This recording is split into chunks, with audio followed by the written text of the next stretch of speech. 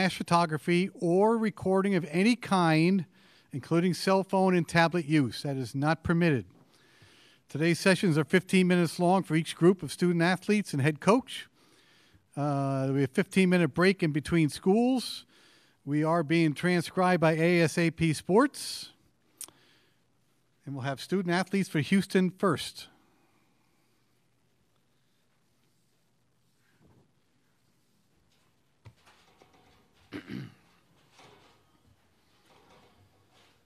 The University of Houston Cougars are number 3 in the Midwest region. They are the American Athletic Conference regular season champions. They'll play number 14 Georgia State in Friday's third game at 6:20. The head coach is Kelvin Sampson. He'll replace these guys in the dais when they're finished. The men's basketball contact is Jeff Conrad. And we are open for business. First question's right here. Thank you. What's up, guys? Yeah. Hey, Galen, earlier this week you had mentioned about the difference this time around from last year. You were the newcomers. Do you have like an example of what's different or what the locker room is like from last year being the first time in a decade to now making your second one in a row? Excuse me. Just like the guys who've never been to the NCAA tournament, they were asking us, like, oh, what are we about to do now? What are we about to do now? And we had all the answers, you know what I mean? Just this and then the open practice, it was going to be, they were wondering how many people were going to be there. Just all the excitement, the questions that we had last year, we knew the answers to. So I just think we just know what to expect.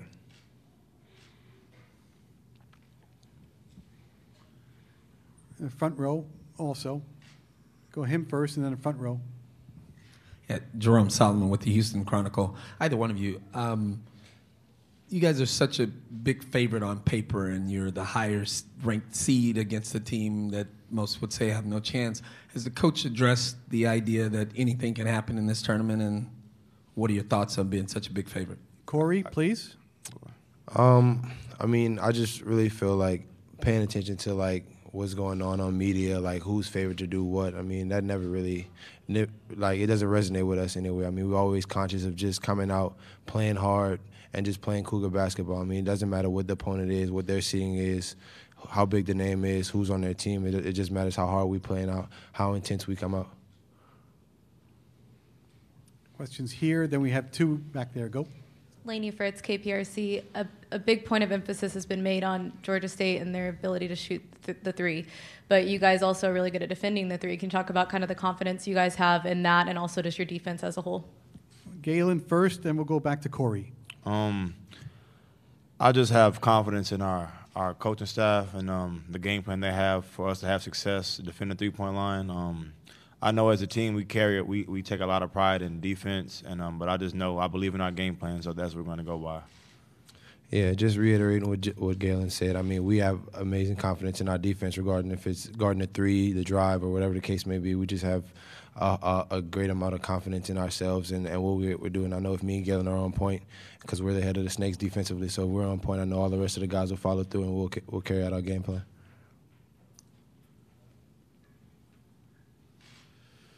Hi, guys. John Hoover, the Sporting News and the Franchise.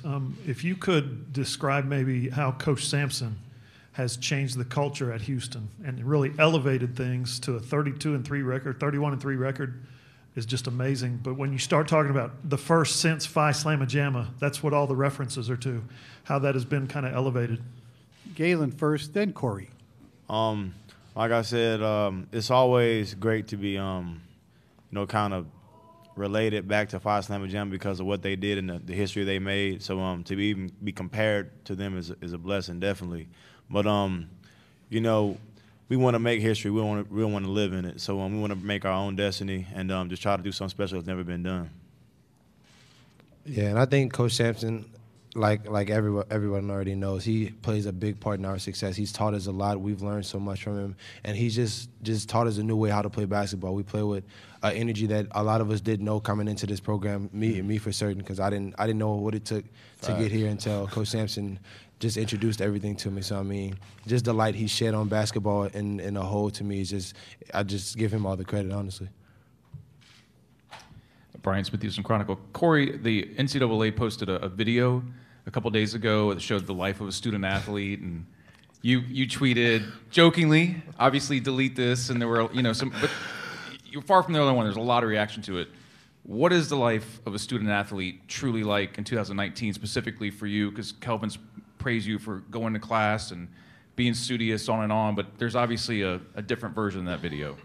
Yeah, I mean, to just mildly put it, it's a lot harder than what the video showed. I'm gonna just say it. I mean, it's a lot more that goes into it than just trying to get sleep, going to class, enjoying your social life, going to practice. I mean, it's a lot more, especially mentally, emotionally, that goes on into everyday life of a student athlete. Galen, you have 101 career wins at Houston. That's the second most. Can you just, in your wildest dreams, did you ever see that happening when you decided to play here? And then if you could kind of reflect on that and what it means to you. In a nutshell, no. I really had no idea what I was getting myself into. But I believed in myself, and I believed in Coach Sampson and the vision that he showed me. So, I just went in with a blindfold, and I came out just all I ever did was just meet the standard that he set for me. And I followed it, whatever he laid out before me, and by the grace of God, I had the kind of success that I did. What was the second question again? Just reflecting on it, what it means to you. Oh yeah, but yeah, just looking back at everything and how far that we've come as a program, is really nothing short of a blessing. It's kind of like I don't know, I can't even put it into words, but our new arena, the fan base. I remember we had to go to frat houses and get people, knock on people's doors, tell them to come to the games. And they'll tell us, oh, yeah, we're coming, just to get us off their doorstep. No, they wasn't coming to the game. Games were still dead, empty. I could hear my mom's voice, come on, Chief, push the ball. Like, it was crazy. But, just seeing, like, I can't even hear it anymore. That's how far we've come. And, Coach Sampson, that's the dude. That's the guy. I'm not sure which one of you guys, in terms of DeMarcus Stemmons, I'm not sure how y'all play defensively, if one of y'all specifically will be on him, but what you think of him, and then what they do on the defensive end. I think they run a kind of a variation of a 2-3 zone and like to mix it up a little bit. Have y'all seen much of that in terms of how maybe that will affect what you do, or does it affect you at all on the offensive end? Corey, first, please. Yeah, we've been watching a lot of film, going over our scouting our game plan of what we're gonna do. I mean, they have a great team, a lot of great shooters. Timmons is a very great player. I mean, he does a lot with the ball, off the ball. I mean, he does a lot of great things. They play kind of like a matchup zone. So I mean, speaking from a shooter standpoint, I love zones. So I mean, we're kind of preparing for that. So I mean, we'll be ready though. Yeah, piggyback on what Corey said, Simons, he's definitely dynamic with the ball, has a lot of moves, got a real deep bag. But and in regards to the zone, our coaches are going to have a game plan for it.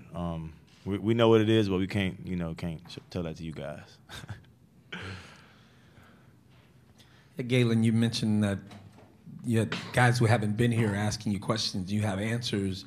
No one had the answers for you guys last year.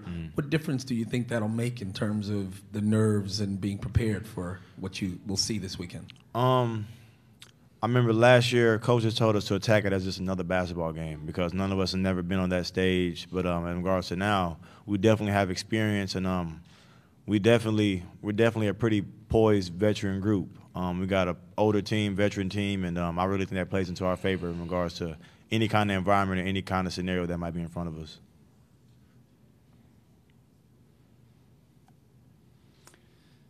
Anything else for the Cougars of Houston?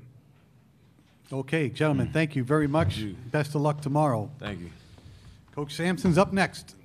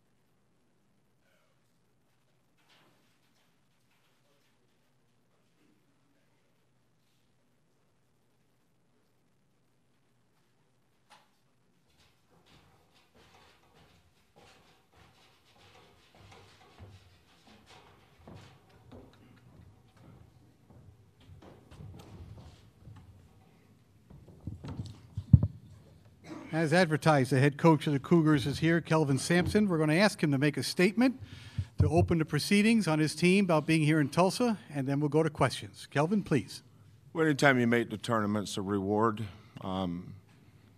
Always thrilled to see our young kids and how they react to being in the tournament for the first time. We've got 2 freshmen, 3 sophomores that haven't played an NCAA tournament game, so I'm anxious to see, actually 2 sophomores, to see how they handle some things. But I like our team. I've liked our team all year.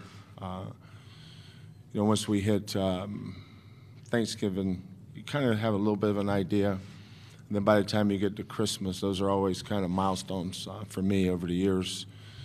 Thanksgiving, Christmas. When you hit Christmas, you kind of have an idea whether you have a good team or not. Because you can still improve, but you're kind of who you are by then, and I thought we were pretty good. But how you do in close games? We've won a ton of close games. We lost a couple as well, but come out of a tough league. The thing I was most proud of was how we played on the road. Being 8-1 on the road in our league was outstanding for this group. So you go through the regular season and stack it up, and next thing you know, you're in the NCAA tournament, and here we are. Hey, Kelvin, welcome back. John Hoover, the Sporting News and the Franchise. Houston, obviously a very proud basketball program, tradition-wise, but when you start throwing around terms like first since Phi Slamma Jamma, first time since Phi Slamma Jamma, says a lot. How have you been able to elevate the program to this level, and how have you evolved as a coach getting there to where you're at now? Well, I've asked that question a lot too. I think there's some dormancy when the Big 8 expanded to the Big 12. I think Houston kind of become a little bit of an orphan. I think they were the only Texas school not to go to the Big 12. They could have easily went with Baylor and Tech and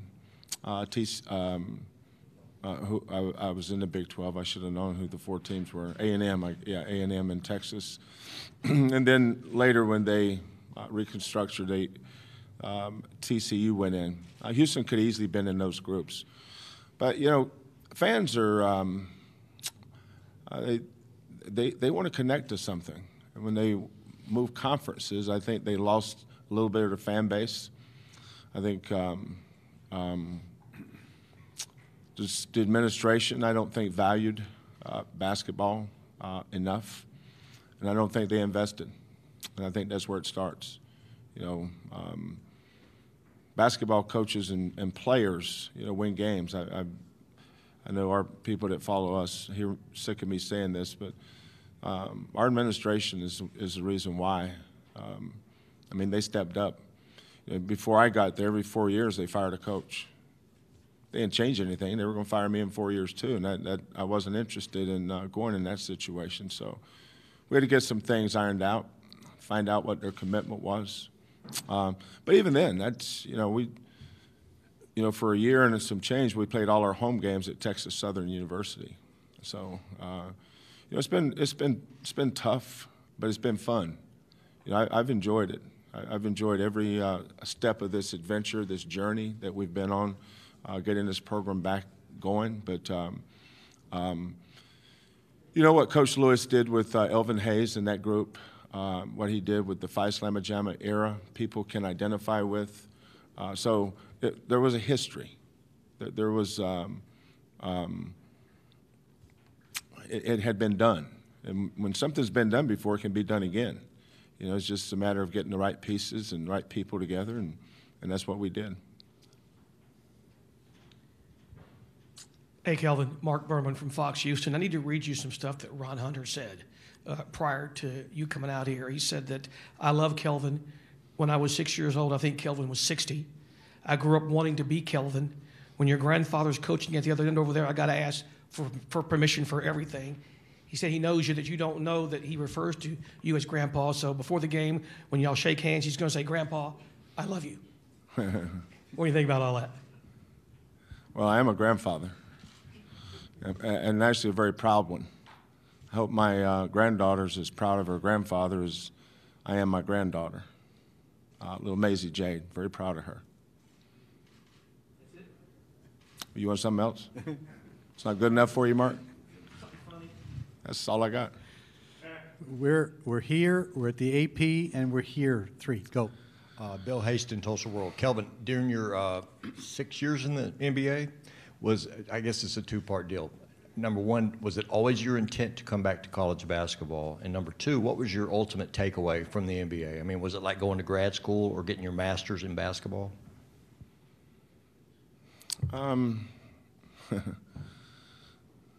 No. Well, the first part is an easy answer. No, it was never my intent to come back to college. I was interviewing for some head coaching jobs, and just because you're in for a job, sometimes it's not. Sometimes you may decide that you're interviewing them too. There's some jobs that, that's a tough one there. Let's move on down the road and let's see if we can wait for a better one. So there's always an assumption when you interview for jobs you didn't get it.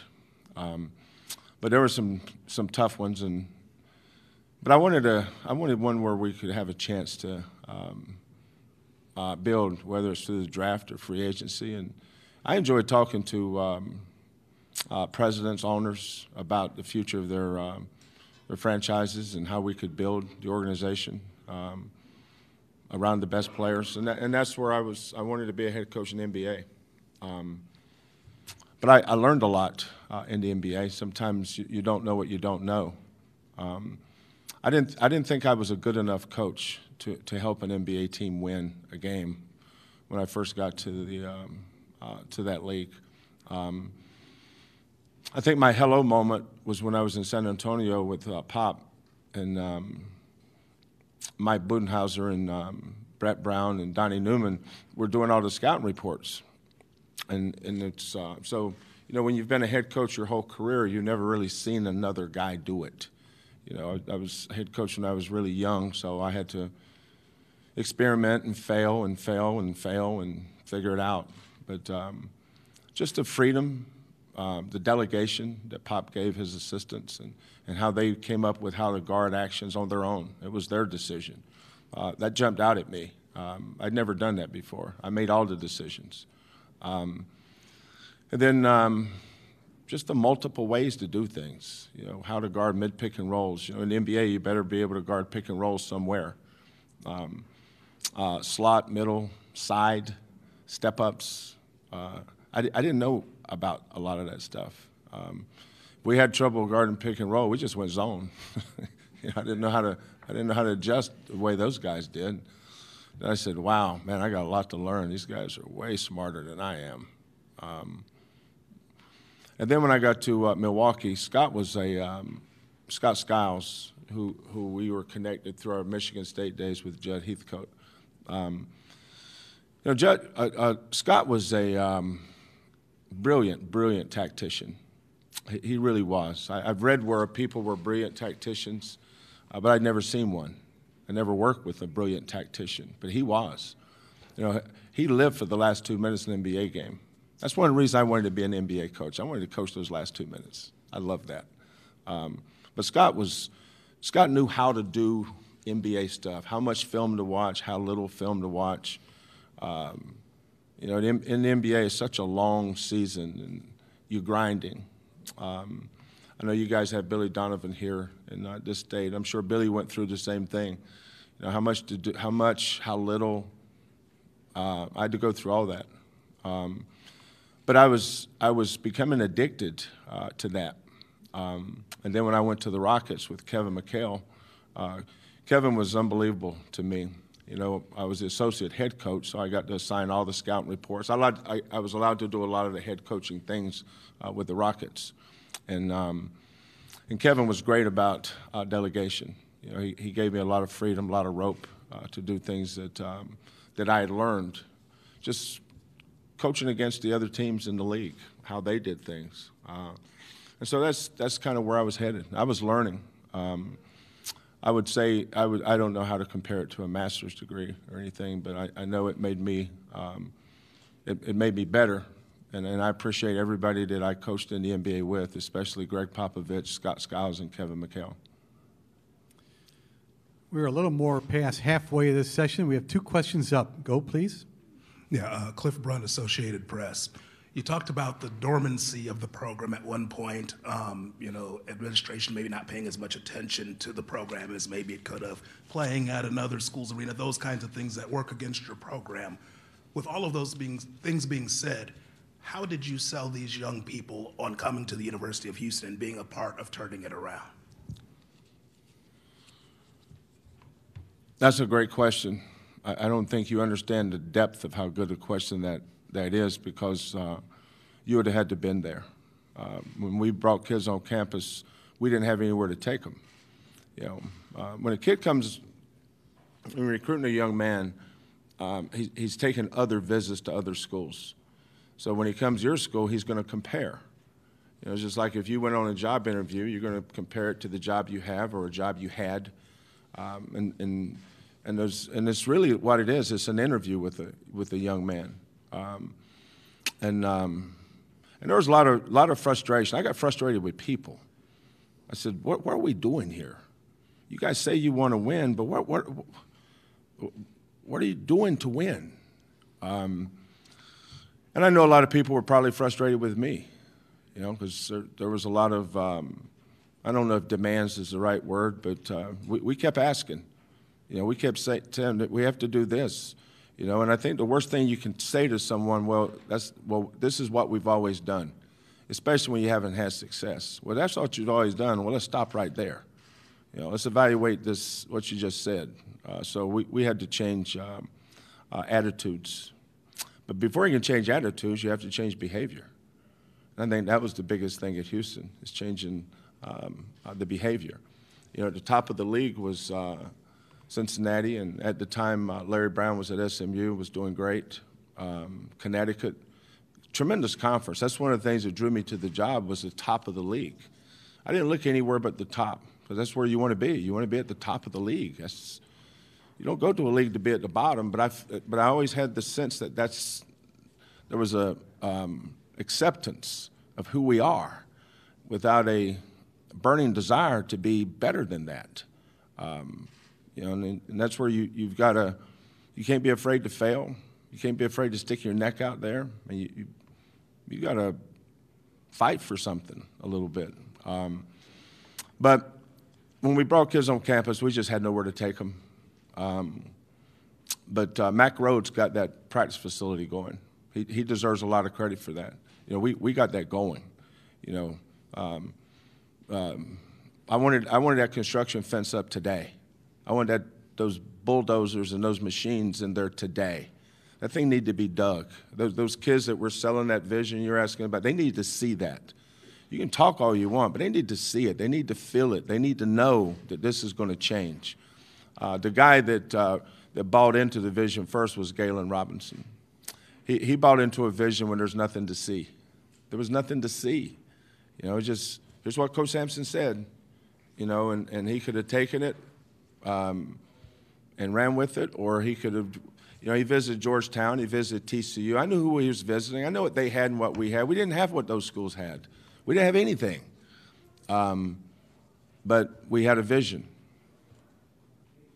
And I appreciated him for buying into it. We have under 3 minutes to go. We have 2 questions up. Go. Kelvin Bryan, Smith Houston Chronicle. You were talking a couple days ago about how you'd like to see the NCAA make so much money off these tournaments, and you've been doing it for so long, and how you would like to see players and their families be able to attend more. Anything come to mind for any of your current players where their families weren't able to make it? And what would you like to see the NCAA do to make sure that the families can afford to watch their sons and daughters play in the NCAA tournament? Well, anytime you talk about that, Brian, it always goes back to the monitoring process, which I think has to go through the school. But somehow, and it's not just it's not money; it's travel and hotel rooms. I had one of my kids. I'm not going to mention who it is. His parents would like to come, and the only way they could come would be to drive. And and then they'd have to get a hotel room, possibly for, if they came in on Friday, they would be here Friday and Saturday night. For a lot of people, that's not a big deal, but that's a big deal for that family. They don't have the money to do that. So they would have to decide how they would do it. And I've had families ask me, can I sleep on my son's floor in his room? Think about that now. You know, well, that's my life.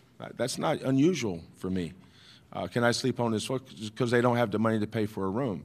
But when you look around at how big this industry has become, why can't we figure that out? I'm not saying give them this or give them that. I'm saying that when young men get to the NCAA tournament, let's find a way to get their parents and their brothers and sisters a plane ticket and a hotel room. I don't think that's asking too much. Final question, go. Calvin, you talk about some assistants you've worked with and assistants under Pop, et cetera.